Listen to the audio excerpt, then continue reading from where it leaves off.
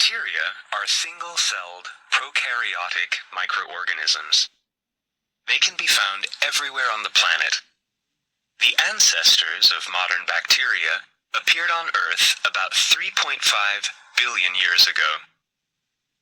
The cytoplasm is the basis of a bacterium cell. It contains the genetic material, that is, the ring-shaped DNA. Unlike in eukaryotes, proteins are not attached to the DNA in prokaryotes. The cytoplasm is enclosed in the cell membrane. All bacteria have a cell wall. It is tough and rigid, and it is made from proteins and polysaccharides. It provides the cells with structural support and protection. Outside the cell wall is the capsule, which is made mainly from polysaccharides. It protects the cell and is responsible for the diseases caused by some bacteria in the host organism. Some bacteria are capable of active locomotion through the use of their flagella.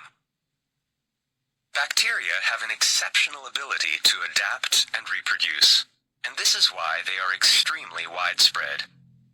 They are capable of both sexual and asexual reproduction. If they reproduce through binary fission, which is a form of asexual reproduction, it results in a large number of individual bacteria cells. Bacteria occur in a wide range of shapes, including spheres, rods, and spirals. Spherical bacteria, which are called cocci, can occur as single cells, pairs, chains, or clusters. Many bacteria that produce suppurative infections or pneumonia are spherical.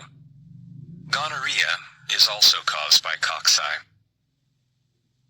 One group of rod-shaped bacteria are called bacilli.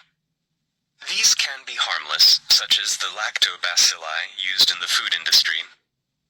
Many bacilli cause diseases, like the pathogens of plague, tuberculosis, salmonellosis, and tetanus.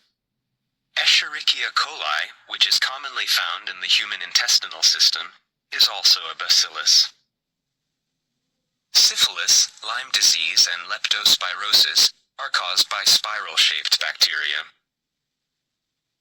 Gram staining is a method of differentiating bacteria into two groups, i.e., gram-negative and gram-positive.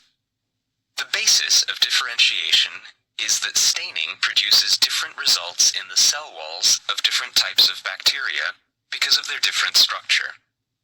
The two types of bacteria react to antibiotics differently, so treating different bacterial infections requires different antibiotics.